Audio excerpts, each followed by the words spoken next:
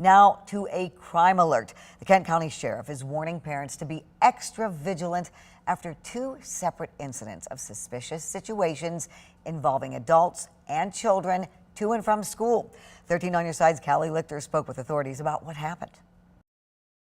We did have some concern because it asked if they wanted a ride, which is very suspicious, and that's why the kids at Hope reported it back to their parents to let them know that they needed to contact the sheriff's office. Because that's not typical behavior for somebody to ask to give young kids a ride home. The Kent County Sheriff's Office says a 12-year-old girl and a 10-year-old boy were approached by a woman in a minivan on their way home from the bus stop on Tuesday in Cascade Township.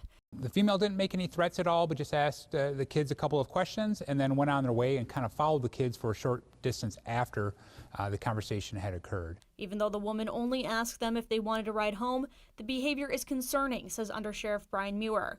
Thursday morning, 3 children were biking to school on the M6 trail near Division Avenue and Eastern Avenue in Gaines Township when the sheriff's office says a man approached them and asked them to go with him.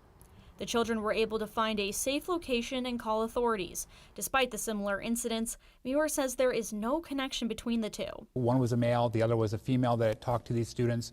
One was in a vehicle and one was on foot.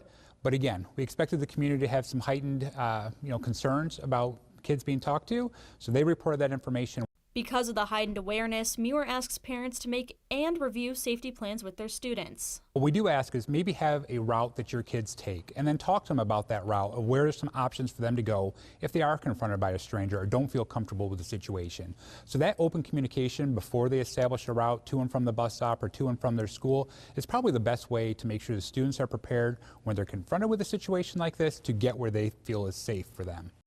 Now, Callie, have the investigators been able to identify the man or the woman who approached the children? They have not, Juliet. The 2 incidents are under investigation from the Kent County Sheriff's Office, and again, they have no connection. The Sheriff's Office is asking anyone with information to contact them or Silent Observer, Juliet. Thank you, Callie, for that report.